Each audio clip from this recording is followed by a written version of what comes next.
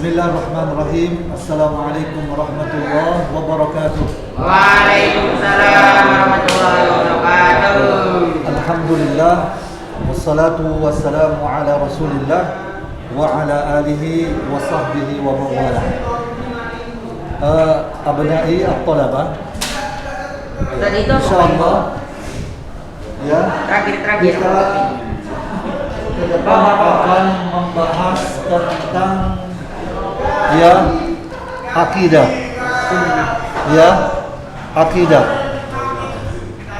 dan pembahasan kita adalah berkenaan tentang makna aqidatul islamiyah wa arkanuha, arti akidah Islam dan rukun-rukunnya. Nah, kalau berbicara rukun Islam sudah tahu ya, rukun iman itu sudah tahu ya semuanya ya. Ada berapa rukun iman? Ada 6. Ini dasar agama. Ya, dasar agama. Kalau dasar agama ini, rukun iman yang 6 ini tidak kalian percayai satu saja, maka kita tidak bisa dikatakan orang yang beriman. Kita tidak bisa dikatakan sebagai orang yang beriman. Misalkan satu saja, beriman kepada takdir, kita tidak beriman. Ya, kita tidak beriman terhadap takdir. Maka ini menunjukkan bahwa kita tidak beriman kepada Allah Subhanahu wa taala. Ini saling terkait. Ya, itu dasar. Rukun iman ini adalah dasar dari agama ini. Beriman kepada Allah, kepada malaikat-malaikat, beriman kepada kitab-kitab, beriman kepada rasul-rasul, beriman kepada hari akhir, beriman kepada apa terakhir? Terhadap takdir. Nah, berbicara tentang dinul Islam, agama Islam, maka agama Islam ini ibaratun an aqidah wa syariah. Ya, di mana agama Islam kandungannya itu adalah berisi akidah dan syariat. Ada dua. Yang dasarnya adalah akidah, kemudian cabangnya adalah syariat. Nah, ketika kita berada di dalam Islam, kewajiban yang pertama yang wajib kita pelajari dan wajib kita amalkan adalah masalah akidah. Kalau semua syariat Islam kita amalkan, tapi akidah kita menyeleweng, menyimpang, maka kita tidak bisa disebut sebagai seorang muslim. Meskipun tiap hari sholat, puasa, gak pernah tinggal, ya, berzikir kepada Allah, selalu membaca Al-Quran, 3 hari khatam Al-Quran karena penghafal Al-Quran, tapi akidahnya menyimpang, menyeleweng, maka dia tidak bisa dikatakan sebagai seorang muslim. Salah satu akidah yang harus kita pelajari adalah tentang kalimat syahadat. Orang Nasrani, orang di luar Islam mau masuk Islam, apa yang pertama sekali yang harus dilakukannya? Harus mengucapkan syahadat. Ya, mengucapkan syahadat baru dia masuk Islam. Dan mengucapkan syahadat bukan sekedar ucapan saja. Iya. Harus tahu maknanya, artinya. Kita mengucapkan syahadat la ilaha illallah, asyhadu an la ilaha illallah wa asyhadu anna muhammadar rasulullah, tapi nggak tahu artinya, nggak sah. Syahadatun la ilaha illallah. Apa Rizky? Arti la ilaha illallah. Ayo. Tuhan selain Allah. Apa? Tidak ada Tuhan selain Allah. Tidak ada Tuhan selain Allah. Ini contoh yang salah. Masya Allah. Kalau salah, nggak tahu arti la ilaha illallah, belum sah la ilaha illallah. Belum sah sah syahadatnya? Dia tak ada yang berhak disembah. Ayo antum. Tidak ada Tuhan. Sama. Tidak ada Tuhan yang berhak disembah selain Allah. Masya Allah. Salah dah. Ya itu dia yang Enggak benar. tahu kau. Ya, tidak ada Tuhan yang berhak disembah. Yang berhak disembah. Itulah arti ilah. Tidak ada sesembahan yang benar melainkan Allah. Ya, jangan diartikan apa arti la ilaha illallah, tidak ada Tuhan selain Allah. Ikuti apa yang ada, ikuti apa yang ada di TV. Di TV kan kalau ada Tadi dah. asyhadu an la ilaha illallah, aku bersaksi tidak ada Tuhan melainkan Allah. Nah, betul atau salah itu? Apa? Ya nggak benar itu. Kalau la ilaha illallah artinya tidak ada Tuhan selain Allah, orang kafir musyrikin semuanya muslim, semuanya masuk surga. Karena tapi orang-orang kafir musyrikin mereka tahu arti la ilaha illallah itu bukan tidak ada Tuhan melainkan Allah. Artinya apa tadi? La ilaha illallah. Iya, tidak ada sesembahan yang benar. Tidak ada sesembahan yang benar melainkan Allah. Sesembahan apa? Tak paham arti sesembahan. Yang disembah, bukan ya, yang disembah, yang diibadahi. Sesajen. Iya. Itu dia. Tidak ada sesembahan yang benar melainkan Allah. Jangan salah. Nanti sampai tua, sampai mau cengat-cengat meninggal dunia, nggak tahu arti la ilaha illallah. Hingga sampai dia mau meninggal, mampu mengucapkan la ilaha illallah tapi tak tahu artinya, nggak sah la ilaha illallahnya, nggak sah sholatnya, nggak sah zakatnya, nggak sah hajinya. Kenapa? Dasarnya pun nggak tahu, arti la ilaha illallah nggak tahu. Apa arti la ilaha illallah? Nggak ada Tuhan. Enggak ada Tuhan. Kalau itu lebih salah lagi Badan kalau nggak ada Tuhan. Iya, tidak ada Tuhan melainkan Allah. Salah. Kalau arti la ilaha illallah tidak ada Tuhan melainkan Allah, orang kafir musyrikin dahulu mereka muslim. Abu Jahal itu muslim. Karena mereka yakin satu-satunya Tuhan adalah Allah. Apa bahasa Arabnya? Tidak ada Tuhan melainkan Allah. Apa bahasa Arabnya? La ilaha illallah. La ilaha illallah tadi tidak ada sesembahan yang benar melainkan Allah. Tidak ada Tuhan melainkan Allah. Apa? Hah? La haula wala quwata illa billah. Masya Allah, Repanta. Tuhan apa bahasa Arabnya anak Ustaz? Ilah itu sesembahan. Tiap hari kita baca Alhamdulillahi Rabbil Alamin. Amin. Rabbil Alamin apa? Rabbil Alamin apa artinya? Tuhan semesta Tuhan semesta alam. Jadi Jadi apa bahasa Arabnya? Tidak ada Tuhan melainkan Allah. La Rabba illallah. Apa dakwah Nabi kepada manusia? La Rabba illallah atau la ilaha illallah? La ilaha illallah. Harus paham ya anak-anak Ustaz. Jangan 6 tahun di ulun maha ditanya apa arti la ilaha illallah, nggak tahu. Iya kan? Nggak bisa lurus lah. Belum bisa dikatakan kita sebagai seorang muslim. Bicara akidah yang paling dasar saja nggak tahu arti la ilaha illallah.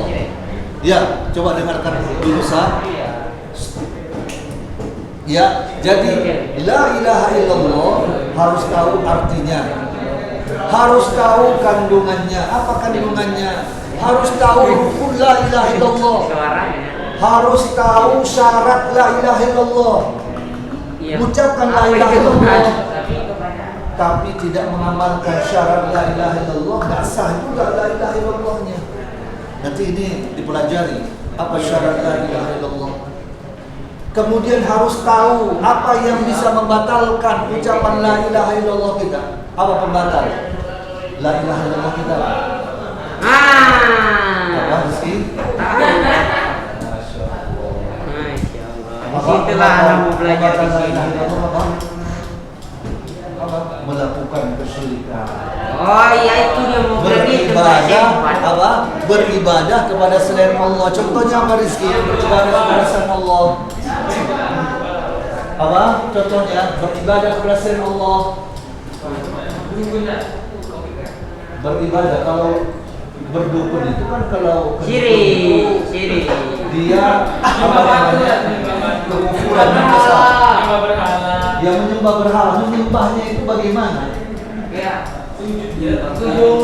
ibadah. Yang namanya ibadah, semua perbuatan, perkataan yang dicintai Allah, itu dia persembahkan kepada selain Allah. Itulah dia beribadah kepada selain Allah.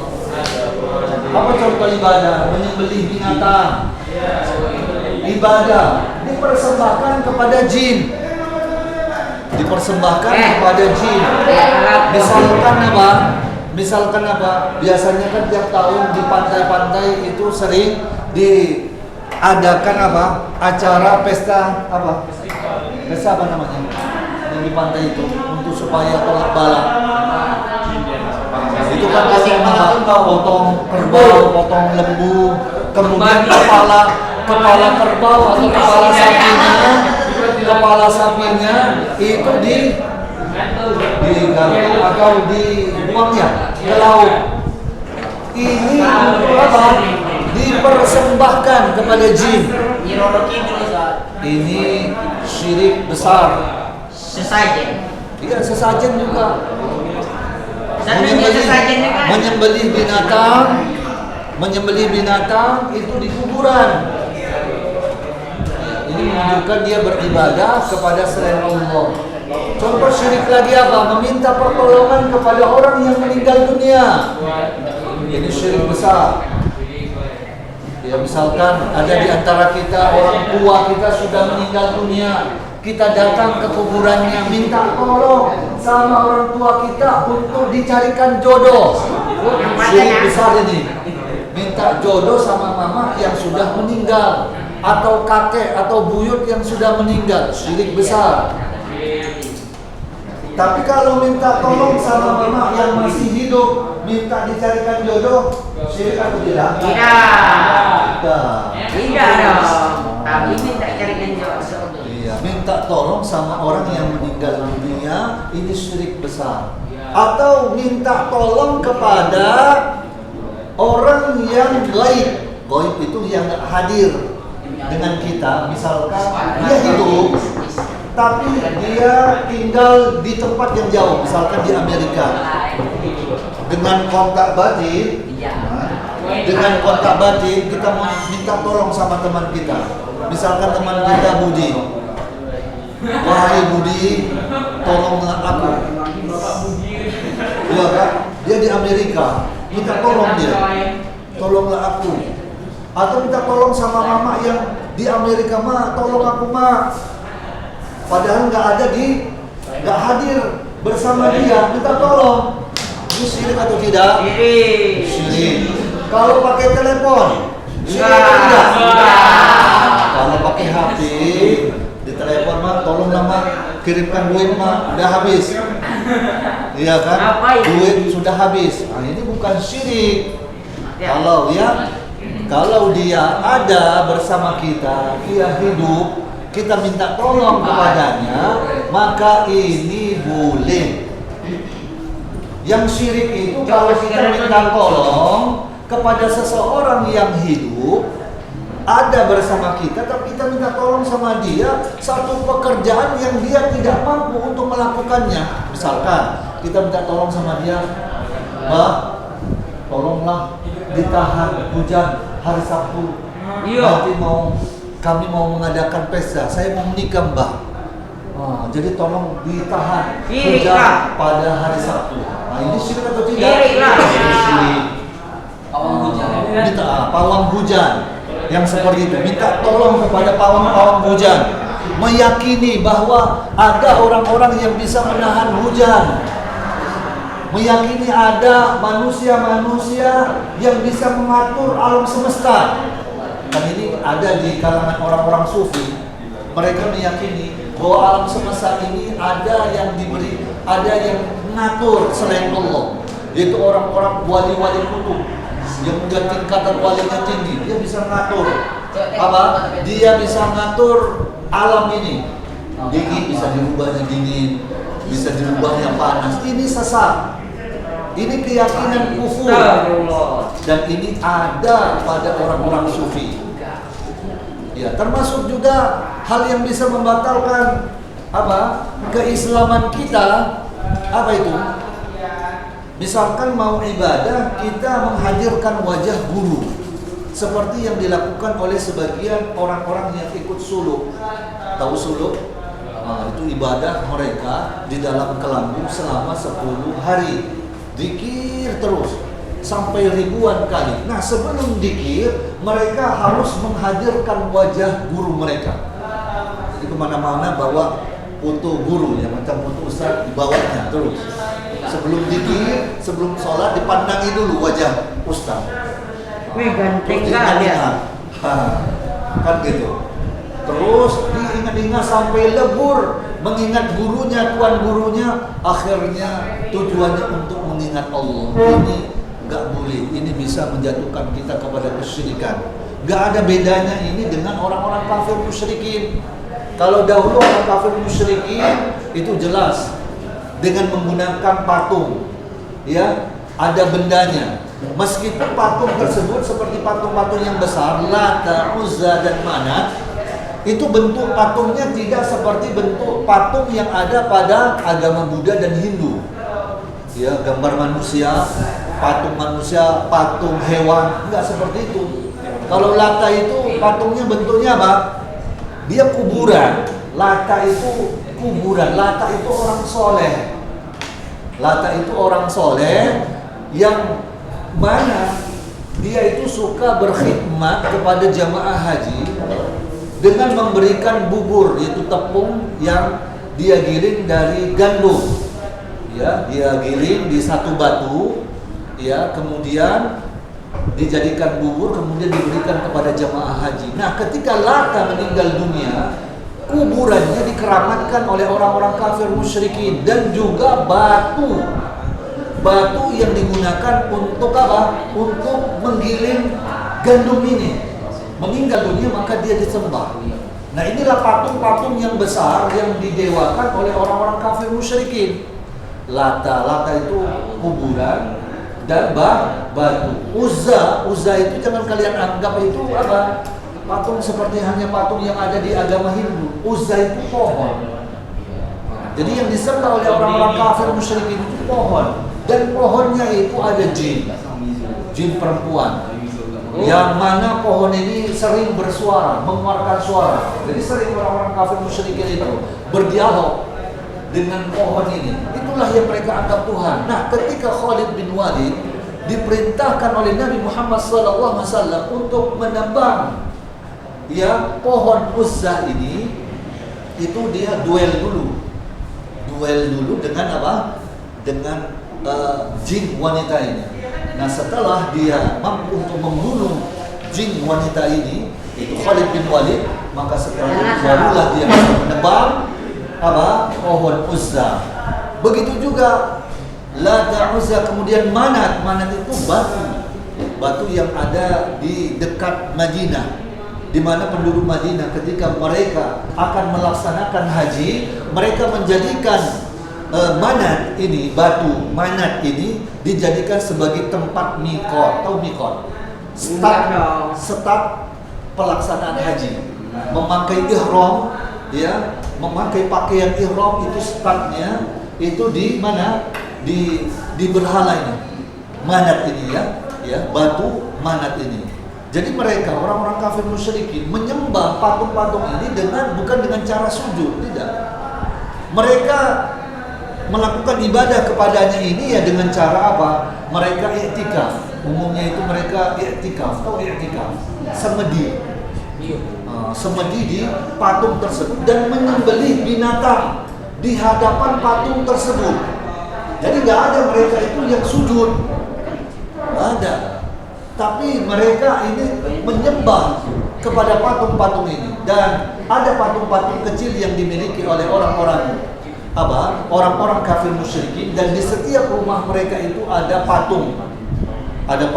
Dan cara menyembah mereka kepada patung ini adalah setiap kali keluar rumah mereka mengusap patungnya ini, diusap supaya dapat berkah.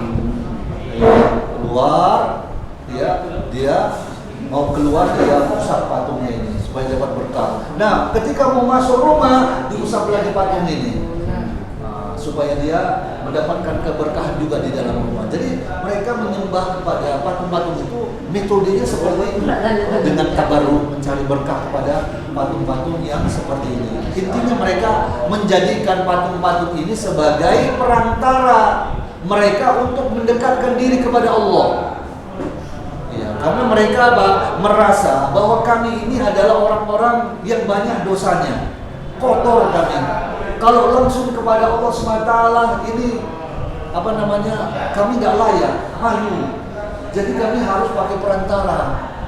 Nah, dengan perantara inilah, perantara-perantara yang soleh inilah yang dengan mereka kami akan menghadap Allah Subhanahu wa Ta'ala. Mereka menyamakan logika mereka orang kafir musyrikin. Mereka menyamakan Allah itu dengan raja, di mana raja ketika akan didatangi oleh rakyatnya kan harus melalui ajudannya terlebih dahulu, gak bisa langsung. Nah, begitu juga Allah. Maka ini gak benar, cara berpikir yang seperti ini tidak benar. Karena apa? Jelas tidak sama antara Allah dengan raja. Karena raja ingin tahu keadaan rakyat-rakyatnya itu kan harus melalui ajudannya, ya kan? Nah, Allah tahu apakah perlu ajudan-ajudannya?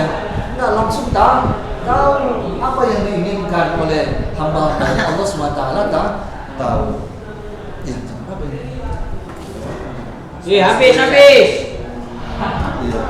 Ceng. Iya, belum dibahas ini ya, masih dasar ya kan? Gak apa-apa lah ya, ini masih mukadimah ya.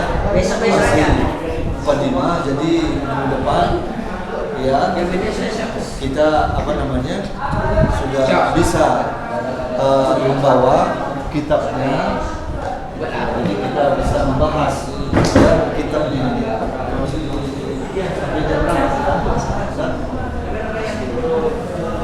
Ya, sudah 35. Ya, tinggal 15 menit lagi ya. Tinggal 5 menit lagi. Jadi dasar di dalam Islam itu ya, coba jangan ada yang cerita rezeki. Ya, dasar agama itu adalah masalah akidah. Dan masalah akidah itu banyak, bukan saja la ilaha illallah, kalimat syahadat, ya, beriman kepada Allah. Ya, ini kaitannya itu sangat luas sekali. Ya, bagaimana keimanan kita kepada malaikat, bagaimana keimanan kita kepada rasul-rasul, bagaimana kita beriman kepada kitab-kitab, bagaimana keimanan kita kepada hari akhir. Wajib kita mengimani akan adanya surga dan neraka. Dan keyakinan itu bukan hanya sekedar keyakinan, harus dibuktikan dengan amalan. Apa misalkan orang yang memang betul dia beriman kepada hari akhir, harus ada buktinya. Kalau dia beriman kepada hari akhir, dia harus punya bukti. Buktinya apa? Dia selalu mempersiapkan bekal dia untuk bertemu dengan hari akhir. Jadi akidah ini kan keyakinan. Iya, keyakinan. Tapi bukan hanya sekedar keyakinan. Harus ada amalnya, harus ada prakteknya. Kita beriman kepada Nabi Muhammad, utusan Allah SWT. Harus ada buktinya keimanan kita bahwa Nabi Muhammad SAW adalah utusan Allah. Buktinya apa? Buktinya adalah bahwa yang kita ikuti itu hanya Nabi Muhammad SAW. Apa yang diperintahkan Nabi kita ikuti, apa yang dilarang oleh Nabi Muhammad SAW kita jauhi. Ya, Apa yang diberitahukan oleh Nabi SAW kita yakini, walaupun tidak sesuai dengan akal kita, harus kita yakini bahwa itu benar. Ya contohnya adalah, ya Nabi SAW mengajarkan kepada kita kalau kita punya gelas yang di dalamnya ada air, kemudian masuk ke dalamnya lalat. Apa yang Nabi SAW perintahkan? Lalat itu dicelupkan, kemudian diangkat dan dibuang, kemudian diminum air itu. Nah, yang kita lakukan sekarang apa? Kita buang airnya, ya kan? Iya kan? Kita nggak yakin apa yang dikatakan Nabi bahwa di satu sayap, ya, lalat ini ada penyakit, dan di satu sayapnya yang lain itu ada penawarnya. Banyak, kita harus yakin. Kemudian apa yang dikatakan Nabi bahwa nanti akan muncul Dajjal, sebelum terjadi kiamat akan ada Imam Mahdi, akan ada Ya'juj dan Ma'juj, ya kan? Banyak, dan itu harus diyakini, harus diyakini. Kemudian harus ada pembuktian, bahwa kita itu memang betul-betul beriman. Nah, perlu anak-anak Ustaz camkan, ya coba jangan ada yang cerita. Di dalam masalah akidah ini, salah satu bukti yang terbesar bahwa seseorang itu punya akidah yang benar, itu dia memiliki akhlak yang mulia. Bohong orang yang punya akidah yang kuat, akhlaknya itu buruk akhlaknya kepada orang tua, kepada teman, kepada guru, kepada sesama. Ini menunjukkan bahwa akidahnya itu menyimpang. Dan bukti seseorang itu punya akidah yang lurus, dia punya akhlak yang mulia. Terlebih lagi di dalam agama ini, belajar yang terlebih dahulu kita mulai itu adalah belajar akhlak. Dahulu ulama kita, mereka nggak boleh belajar ilmu dulu, belajar ilmu agama itu nggak boleh dulu. Mereka harus belajar adab terlebih dahulu. Dan terkadang mereka belajar adab itu sampai 10 sampai 20 tahun ada terus. Ya, jadi mapan. Nah, ketika dia belajar ilmu, ya kan, ilmu yang dia dapatkan itu mudah untuk diamalkan. Nah, sekarang musibahnya kita langsung belajar ilmu, tapi adabnya itu belum lurus. Sehingga bertambah ilmu bukan bertambah takut kita kepada Allah, ya, makin banyak maksiat. Ya mungkin ini saja yang bisa Ustaz sampaikan. Dan insyaallah nanti minggu depan, ya, Ustaz harapkan semuanya sudah diambil bukunya, jadi kita sudah mulai mempelajarinya, kita membarisi, kita terjemahkan, dan nantinya Ustaz jelaskan dari apa yang ada di dalam. Wassallallahu ala nabiyyina Muhammad wa ala alihi wasallam. Wassalamualaikum warahmatullahi wabarakatuh.